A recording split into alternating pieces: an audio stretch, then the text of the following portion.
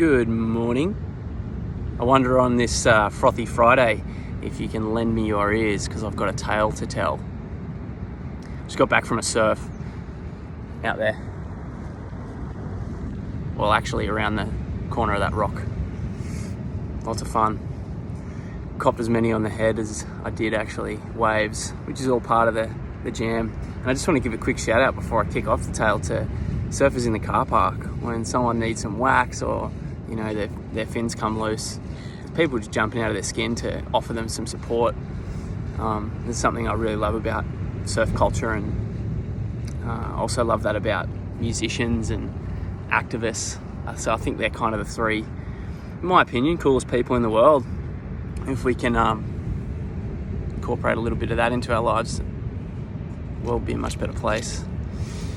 So this tale begins in a forest, like many good tales do, with a man named Benny, who happens to be me, and another man named Daz. And as we were walking through the forest, I was having a yarn, telling my tale about the trees being alive, and the sand being alive, and the ocean being alive, especially to me. That's where I connect most deep. It's a good pun too. And I was saying to Darren, you know, the trees are alive. Like, when did tree hugger become a negative term? Why don't we go and give a tree a hug? Why not? If they're alive. And I started to tell him about this podcast I've been listening to called The Emerald. It's phenomenal. I welcome you to check it out. And there's a particular episode where he makes the point, his name's Josh, and he makes the point that up until really recently, all human beings thought that the world was alive. You know, everything was alive. Everything was sentient. I said this to Darren and I was explaining it, and probably not doing the podcast justice, but I did it enough justice, and that's all you have to do when you're explaining something, because this podcast is called Animism is Normative Consciousness. So that would turn most people off. And with that little seed that I planted with Daz, he started to tell me about his relationship to trees. And as we were walking back, he says, this feels really like there's a portal or something here, like Lion and the Witch in the Wardrobe. And I said, mate, there probably is. If you listen to Indigenous wisdom on this land, I'm on the beautiful Yugambeh country at the moment, they'll tell you that those things exist and much more. It's just we have a little bit of a closed mind. And the reason that our brain links to stories from when we were children is actually just a magical part of us remembering. And it's actually a gateway for us to remember. And then Darren said something profound, which kind of rocked me. And he said, Darren has a beautiful wife, Jess, and their gorgeous daughter, River. And before she goes to bed, she says, good night, Mum, good night, Dad, good night, book. That is the perfect example of everything being alive. It's kind of like Beauty and the Beast, right?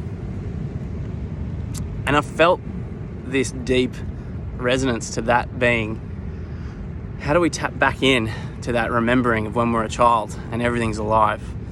Kids want to go and touch everything. They want to play. They want to explore. If everything's alive, we look after it better.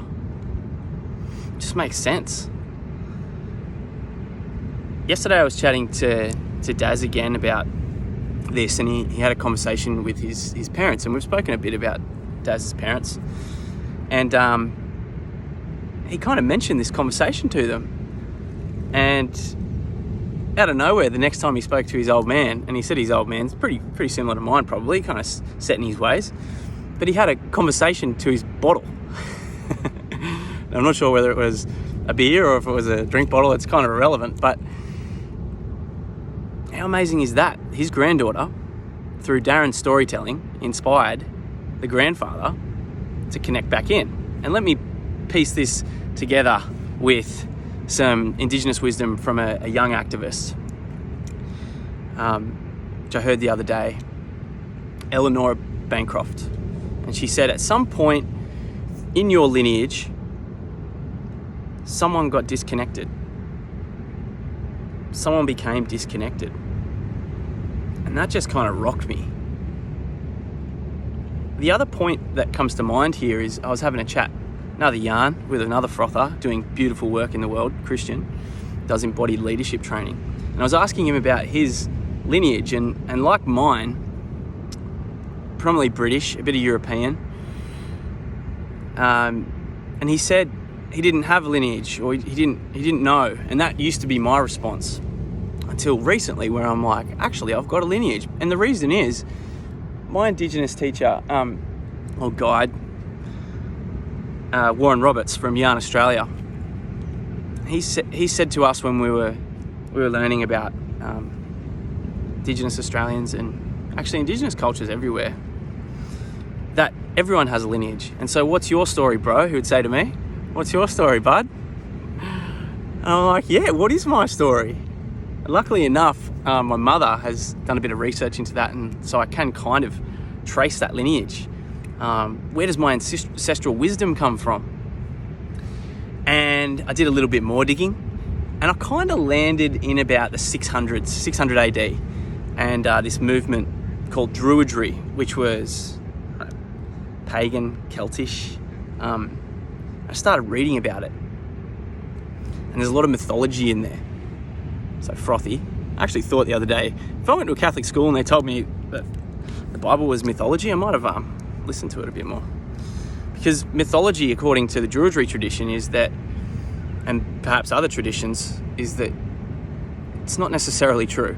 There's stories about giants, and there's stories about Merlin and wizardry, even though I believe in wizards and witches. And props to Harry Potter or J.K. Rowling for leveling up the perception of witches. This is what happens in my brain. It just goes like pew, pew, pew, pew, pew, pew, pew. So where was I?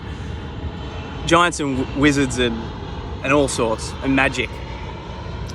But it's the messages behind them, which I think is what they were getting at in the Bible and other religious texts, that are actually important. And it's not so important that the tale is important. So I can get on board with that. That's my kind of jam. That's my kind of thing. So mythology. And so I've been looking into Druidry, been chatting to my mates about it, and I'm starting to hear, this is through another beautiful yarn I had with a friend, Miller, who brings Indigenous elders from around the world together to have yarns, talk about certain things, disagree on things, and yeah, just see what synergies arrive.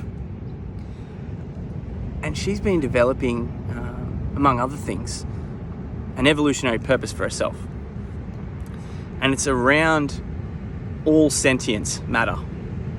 So all sentient beings matter. That's her kind of evolutionary purpose, her mission, what she's talking about. And I said to her the other day, and this was riffing on a thread of hers, how can we invite people in to empower themselves to remember?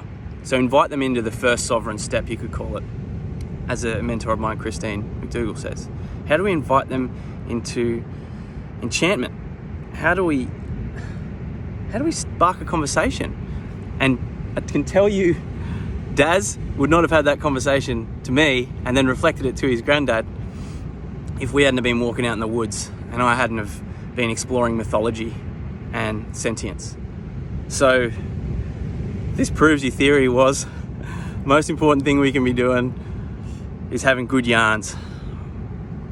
Speaking of good yarns, I'm hoping to spin one next Wednesday with Syntropic World, and that's the movement Miller, Christine, many of the other frothers that I yarn with on the regular are a part of, Steve Brophy,